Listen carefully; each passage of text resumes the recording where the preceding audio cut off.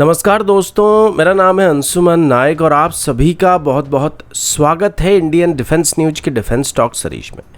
जहां पर हम रोज नए नए डिफेंस अपडेट्स के बारे में बात करते हैं। तो चलिए देर ना करते हुए आज की वीडियो शुरू करते हैं।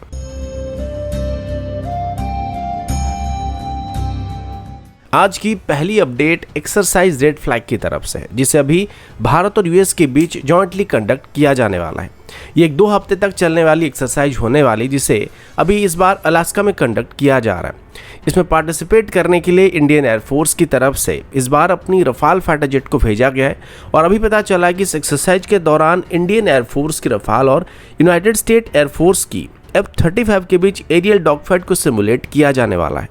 अब ये सिचुएशन भारत के लिए काफ़ी ज़रूरी होने वाला है, क्योंकि अभी इंडियन एयरफोर्स के पास जितने भी एयरक्राफ्ट मौजूद हैं उसमें से रफाल अकेला ऐसा एयरक्राफ्ट है जो कि बाकी किसी भी एयरक्राफ्ट के मुकाबले किसी भी 5th जनरेशन फाइटर जेट के साथ सेफली एंगेज हो सकता है। तो अभी होने वाली एक्सरसाइज में ये भारत को क्लियरली पता चलने वाला है कि सामने अगर कोई 5th जनरेशन फाइटर जेट होगा तो रफाल किस तरीके से परफॉर्म कर सकता है। खास करके अगर सामने F-35 है तो इस सिमुलेटेड एक्सरसाइज की परफॉर्मेंस के हिसाब से हमें ये पता चलने वाला है कि अगर आगे चलकर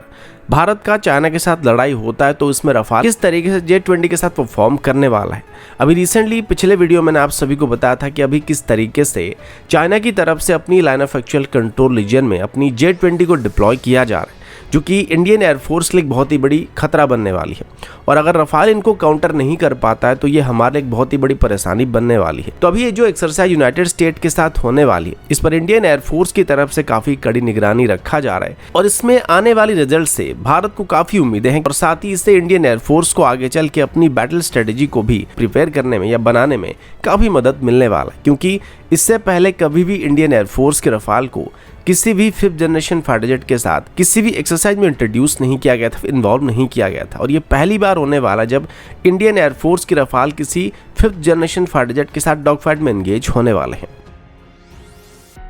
अगला अपडेट मैरीटाइम सर्विलेंस रडार्स को लेके है। अभी अगर भारत की सबसे बेहतरीन मैरीटाइम सर्विलेंस प्लेटफॉर्म की बात करें तो वो हमारी P-8 एयरक्राफ्ट होने वाले हैं, लेकिन ये एयरक्राफ्ट काफ़ी महंगे पड़ते हैं और इसी वजह से DRDO की तरफ से C-290 एयरक्राफ्ट को बेस करके एक मैरीटाइम सर्विलेंस प्लेटफॉर्म को डेवलप करने की बात की गई थी, लेकिन उन एयरक्राफ्ट में इस्तेमाल होने वाले सिस्टम को सबसे पहले टेस्ट और वैलिडेट करने के लिए DRDO की तरफ से डोनॉट 228 एयरक्राफ्ट को अभी एक टेस्ट बेड के तौर पर इस्तेमाल करने का प्लान किया गया है। तो फिलहाल अभी LRD की तरफ से मैरीटाइम सर्विलेंस के लिए एक नई रडार को डेवलप किया गया, जिसका नाम स्कितेज AESA रडार है और DRDO के मुताबिक रडार वर्तमान हमारे पास मौजूद सभी मैरीटाइम सर्विलेंस रडार के मुकाबले बेहतर परफॉर्म करने वाला है। ये बेहतर ट्रैकिंग और फास्टर प्रोसेसिंग को भी प्रोवाइड करने वाला है, यानी कि करंट मैरीटाइम सर्विलेंस रडार के मुकाबले जल्दी टारगेट को डिटेक्ट और ट्रैक कर सकता है। इसके अलावा ये बेहतर काउंटर मेजर रेजिस्टेंस को भी प्रोवाइड करने वाला है। इसको अभी एक डोनॉट 228 एयरक्राफ्ट में इंटीग्रेट करके टेस्ट करने का फैसला किया गया, जिसके बाद इसमें 3 और सब सिस्टम की ऐड किया जाएगा, जिसमें एक ESM पेलोड यानी कि electronic support measure payload, electro optical system और सॉफ्टवेयर डिफाइंड रेडियोज को भी इंट्रोड्यूस किया जाएगा, जिससे ये आगे चल के एक मल्टीपर्पज एरियल प्लेटफॉर्म की तरह काम करने वाला और ये एक लो कॉस्ट मैरीटाइम सर्विलेंस और इलेक्ट्रॉनिक सपोर्ट मेजर प्लेटफॉर्म बनने वाला है। अगला अपडेट डिफेंस प्रोजेक्ट को लेके। कुछ दिन पहले ही गवर्नमेंट की तरफ से HAL को एक वार्निंग दिया गया था कि HAL की तरफ से अभी टाइम पर तेजस को डिलीवर नहीं किया जा रहा है और अभी से HAL को साल भर में मिनिमम 18 तेजस को इंडियन एयरफोर्स को डिलीवर करना पड़ेगा। ठीक वैसे ही हमारी बाकी सभी प्रोजेक्ट भी वक्त से काफ़ी पीछे चल रहे हैं और बताने की ज़रूरत नहीं है, क्योंकि बहुत ही रेयरली आपने सुना होगा कि कोई प्रोजेक्ट वक्त से पहले कंप्लीट हुआ है, वरना लगभग सभी प्रोजेक्ट हमारे अपने डेडलाइन को बार बार मिस कर रहे हैं। अब इसको लेके जब भी हमारी गवर्नमेंट की तरफ से DRDO को, ADA को या फिर HAL को सवाल किया जाता था तो तब वो इसका कारण गवर्नमेंट के ऊपर या आर्मी के ऊपर या एयरफोर्स के ऊपर लगा देते थे कि गवर्नमेंट की तरफ से टाइम पर फंडिंग नहीं किया गया तो प्रोजेक्ट डिले हो गया, या आर्मी, एयरफोर्स या नेवी की तरफ से जिसके लिए भी स्पेसिफिक प्रोजेक्ट को बनाया जा रहा था उनके तरफ से बीच में ही अपनी स्पेसिफिकेशन बदल दिए गए, जिस वजह से प्रोजेक्ट डिले हो गया। पर अभी तक गवर्नमेंट की तरफ से कभी भी इसका असल कारण जानने की कोशिश नहीं किया गया था और जो बात DRDO की तरफ से या ADA जैसे किसी स्टेट ओन्ड एजेंसी की तरफ से गवर्नमेंट को बताया जाता था उसी पर भरोसा किया जाता था। लेकिन अभी पीएमओ ऑफिस की तरफ से डायरेक्टली इन चीज़ों को मॉनिटर करने का फैसला किया गया है।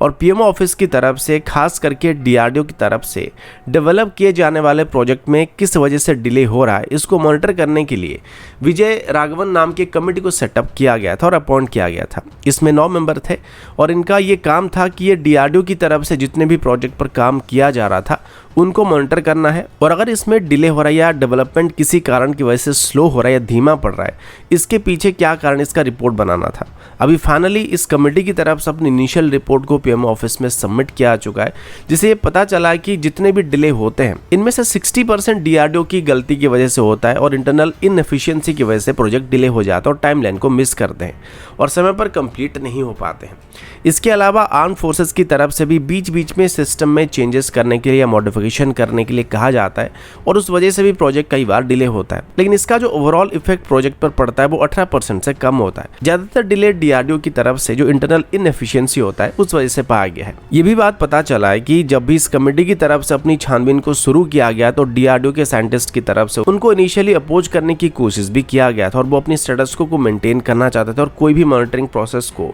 उनके ऊपर लागू किया जाए नहीं चाहते थे। लेकिन अभी साथ नई सरकार बनने के बाद डीआरडीओ की जो काम करने के तरीके थे उसमें कुछ बदलाव करने की उम्मीद किया जा रहा है।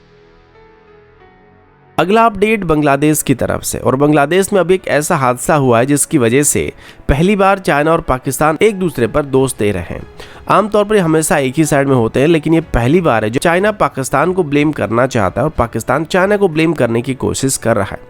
तो बात ऐसी है कि बांग्लादेश जो कि Chinese origin type 59G tank को इस्तेमाल करती है,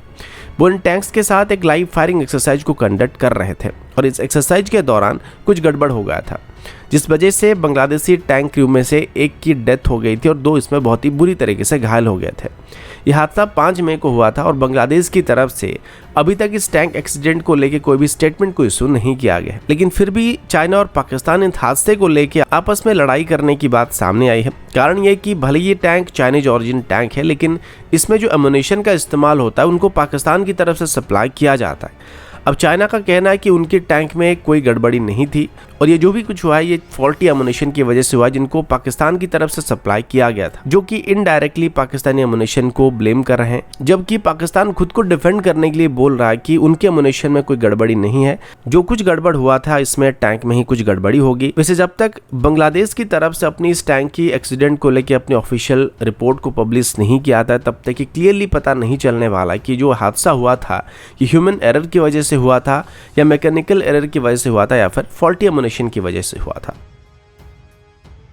अगला अपडेट एचएएल की तरफ से है। एचएएल की तरफ से अभी कोचिन शिपयार्ड के साथ एक एमओयू को साइन करने की बात सामने आई है। दरअसल कोचिन शिपयार्ड की तरफ से अभी इंडियन नेवी के लिए नेक्स्ट जनरेशन मिसाइल वेसल को बनाया जाने वाला है, जिनके लिए अभी एचएएल की तरफ से कोचिन शिपयार्ड को मरीन गैस टरबाइन इंजन को सप्लाई किया जाएगा। वैसे भारत पहले से ही मरीन इंजन को लेकर सेल्फ डिपेंडेंट होने की काफी कोशिश कर रहा है और भारत अभी खुद की मरीन गैस टरबाइन इंजन को भी डेवलप करने की कोशिश करने वाला है। इसको लेकर अभी ड्राई कावेरी इंजन को बेस करके एक मरीन इंजन को भी बनाने का एम रखा गया था, लेकिन फिलहाल एचएएल की तरफ से जिन मरीन इंजन को कोचिन शिपयार्ड को सप्लाई करने के लिए एमओयू को साइन किया गया वो LM2500 सीरीज की गैस टरबाइन इंजन होने वाले हैं। ये वैसे तो जनरल इलेक्ट्रिक के इंजन है, लेकिन अभी एचएएल की तरफ से इनको लोकली मैन्युफैक्चर किया जाएगा। इस डील की कीमत करीब $147 मिलियन होने वाली है और इन इंजन को 2026 से 2029 के बीच कोचिन शिपयार्ड को डिलीवर करने की बात सामने आई है। तो दोस्तों अभी के लिए इतना ही, मिलता हूँ आपसे अगले वीडियो में, तब तक के लिए जय हिंद, वंदे मातरम।